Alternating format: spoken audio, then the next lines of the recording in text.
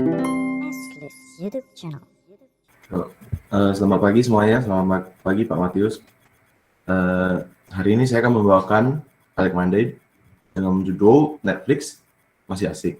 Oke, perkenalkan nama saya Dram Pangestu. Jadi sebelum kita membahas tentang masalah Netflix, mari boleh saya membahas sebentar tentang sejarah Netflix. Oke, jadi pada tahun 1998, pendiri Netflix, Reed Hastings dan juga Mark Randolph itu awalnya terinspirasi dari kesuksesan dari perusahaan Amazon ya. Dan juga pada saat yang berdekatan pada tahun 1997 itu DVD dirilis di Amerika.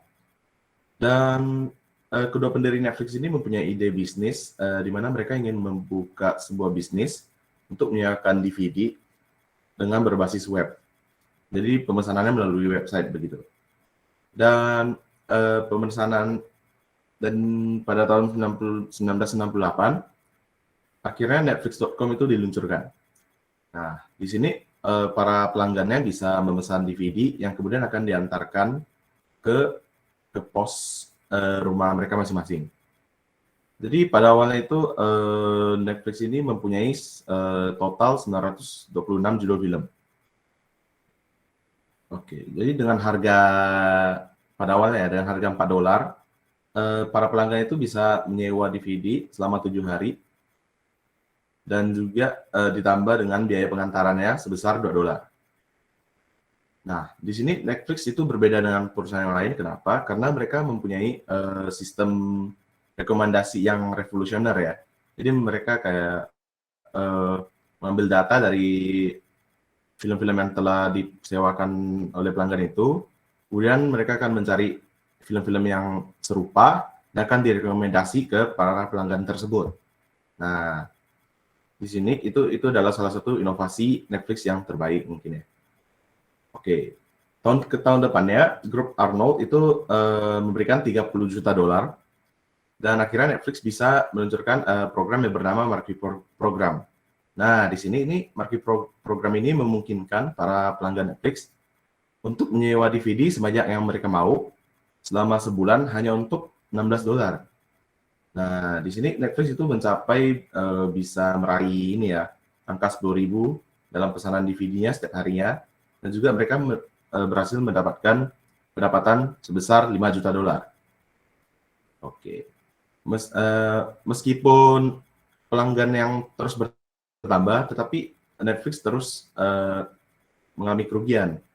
Oleh sebab itu, di awal tahun 2000 itu mereka sempat menawarkan perusahaan mereka ke Blockbuster.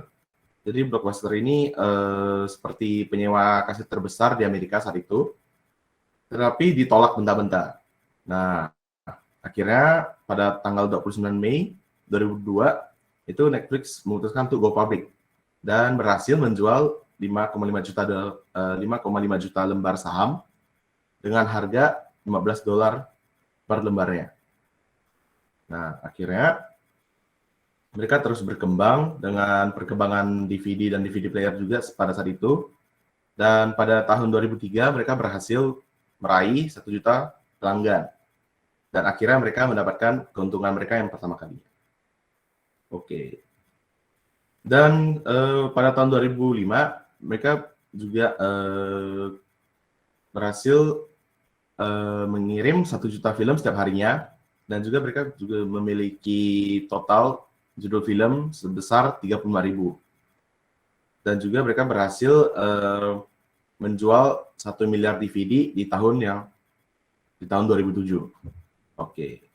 Jadi pada tahun 2010 ini sebenarnya Netflix ingin terjun ke dunia video streaming itu pada awal 2005. Tetapi gagal. Jadi akhirnya pada tahun 2007 layanan internet dengan kecepatan tinggi itu tersedia di masyarakat. Dan akhirnya Netflix meluncurkan Watch Now. Tetapi pada saat itu masih dianggap sebagai pelengkap Netflix yang saja begitu. Nah, terus akhirnya Netflix memutuskan untuk bekerja sama dengan perusahaan-perusahaan besar seperti Disney, Sony, Paramount, MGM, Lionsgate, dan juga seperti yang menjual produk seperti Nintendo, PlayStation, Xbox, dan Apple, sehingga mereka bisa mendapatkan pelanggan yang lebih banyak lagi. Dan akhirnya teruslah berkembang. Pada tahun 2010, jumlah video streamingnya itu melebihi jumlah penyewaan DVD-nya. Akhirnya Netflix memutuskan untuk memfokuskan perusahaannya itu ke video streaming. Oke. Tetapi transisi ini mendapatkan respon negatif dari pelanggan-pelanggannya, sehingga Netflix itu kehilangan 800.000 pelanggan dan juga saham mereka turun sebesar 75%. Dan tetapi mereka untungnya bisa recovery ya. Tetapi recovery itu membutuhkan waktu selama 2 tahun. Oke. Jadi untuk recovery itu Netflix juga pastinya brainstorming, mengeluarkan inovasi-inovasi baru. Akhirnya mereka itu memutuskan untuk membuat original series mereka sendiri ya. Jadi pada tahun 2013 itu ada original series yang berjudul House of Cards, itu mendapat respon positif banget dari pelanggan-pelanggannya Netflix. Dan akhirnya gara-gara itu dan juga mereka mempunyai konsep di mana saat merilis original series tersebut, mereka tidak merilisnya per episode, namun per series. Jadi semua episode itu langsung dirilisnya.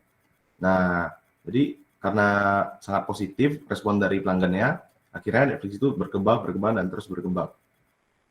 Dan original series lainnya seperti The Crown, Stranger Things, dan Orange is the New Black itu sangat mendorong kenaikan Netflix ya. Sehingga pada tahun 2015 itu Netflix menjadi tersedia di 50 negara. Oke. Jadi pada tahun 2019 itu bisa dibilang itu adalah puncak Netflix. Di mana awal-awal pandemi kayak itu ya.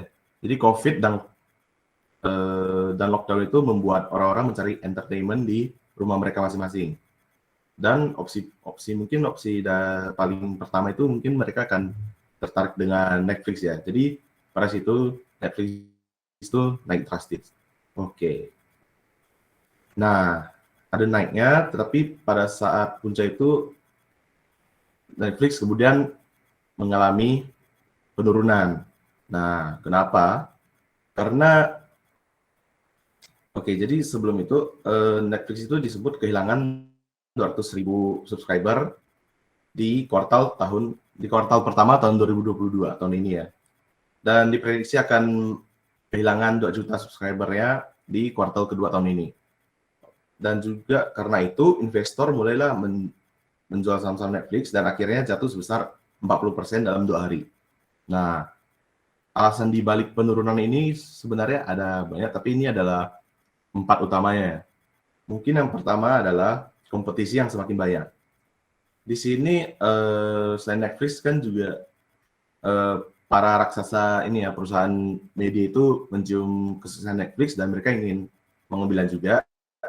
Hingga sekarang muncullah seperti misalnya dari HBO, mereka meluncurkan HBO Max. Dari Disney ada Disney Plus, dari Amazon ada Amazon Prime gitu. Terus ada Disney, ada Apple TV dan sebagainya. Nah, di sini juga Netflix mulai kehilangan karakternya nih. Karena kan mungkin dari Disney Plus yang awalnya menyodorkan lisensi film-filmnya ke Netflix, sekarang ditarik untuk disediakan di platform Disney Plus-nya sendiri. Jadi ya bisa dibilang film-film Netflix itu semakin berkurang lah variasinya. Nah, terus juga Netflix juga menghentikan layanannya di beberapa negara yang utama mungkin seperti Rusia ya. Nah, saat dia itu untuk dalam aksi membantu Ukraina waktu itu, dia menghentikan layanannya di Rusia, itu mendapatkan kekurangan ini ya, sebesar 200.000 subscriber. Oke, yang ketiga ada password sharing. Nah, di mana orang-orang sekarang ini kan mungkin kita juga pelakunya sendiri ya. Jadi kita seperti membeli satu akun, tapi kita sharing ke teman-teman kita. Nah, itulah yang terjadi sehingga mereka bisa mengalami kekurangan subscriber, pelanggan-pelanggannya gitu. Dan juga yang terakhir mungkin adalah mempunyai dampak yang paling besar, itu adalah pandemic recovery ya. Jadi kan sekarang pandemi sudah mulai sembuh nih, sudah mulai hilang. Jadi orang ya kalau mau nonton ya mereka bisa akhirnya kembali bersosialisasi keluar lagi untuk menonton bersama mungkin. Nah, mungkin mereka kangen nonton di bioskop dan akhirnya mereka memutuskan untuk tidak berlangganan Netflix lagi ya, karena kan masih ada opsi-opsi lainnya. Jadi karena 4 hal ini, Netflix itu mengalami penurunan. Oke. Nah, selain itu, apa kabar Netflix di Indonesia? Jadi sebelumnya itu kan, seperti yang bisa kita cari di internet, itu Netflix pada awalnya itu masuk ke Indonesia pada tahun 2016. Nah, di awalnya juga Netflix kan kesusahan ya untuk, apa sih namanya, berkolaborasi secara lokal kayak Telkomsel memblokir Netflix. Kalau ingin berkolaborasi mereka harus, mengikuti term-term dari Telkomsel, gitu. Nah, terus juga, Netflix juga mungkin kalah bersaing ya di Indonesia, karena di Indonesia juga mempunyai platform-platform video streaming-nya seperti Vidio, meskipun dari luar negeri tapi sangat terkenal di Indonesia, dan juga Vidio kan juga mengeluarkan seri-series lokal, dan juga ada kayak Viu juga mengeluarkan seri-series lokal di Indonesia, dan juga ada iFlix. Jadi, Netflix di Indonesia itu sebenarnya, bisa dibilang lebih kurang ya minatnya. Jadi jumlah pelanggan Disney Plus itu di Indonesia itu lebih banyak daripada Netflix di Indonesia. Tadi saya cari itu di pelanggan Disney Plus di Indonesia itu sebesar ada 2 juta pelanggan, sedangkan Netflix hanya mempunyai 850.000 pelanggan. Oke. Nah, jadi karena Netflix kan sudah tahu nih masalahnya apa. Jadi ini adalah beberapa solusi yang diinovasikan Netflix untuk bisa dibilang strategi Netflix ke depannya lah bagaimana. Jadi ya yang pertama mereka akan menyediakan paket billing untuk keluarga atau teman. Jadi ini sebenarnya kan bukan yang ini ya permasalahan yang untuk password sharing tersebut. Kemudian juga akan tadi sampai ke solusi yang kedua ya. Jadi Netflix untuk memerangi ini mereka juga akan menyediakan paket berlangganan dengan iklan. Nah, ini sebenarnya sangat bertentangan ya dengan konsepnya Netflix yang ad free itu. Jadi mereka agak enggan. Tapi di salah satu interview itu salah satu co-founder Netflix berkata dia lebih memilih bisa reach out ke pelanggan yang lebih banyak daripada mungkin dia lebih mementingkan kuantitas daripada kualitas. Oke, dan juga ini adalah info yang baru saya dapatkan juga, Netflix juga berencana untuk merambah ke bisnis video games. Jadi seperti para game designer dari EA dan juga dari game-game Facebook dulu itu beberapa yang sudah diambil oleh Netflix, dan juga ada disebutkan bahwa emang ada file-file video games yang sudah ada di dalam sistem Netflix itu sejak lama. Jadi ya mungkin akan kita tunggu saja, kita lihat saja apakah benar-benar Netflix akan masuk ke bisnis video games, kita nggak tahu juga. Tapi kita berharap bisalah biar bisa kita main game sekali ya dengan tema Stranger Things gitu. Oke. Jadi sekian dari Alec Monday hari ini. Terima kasih.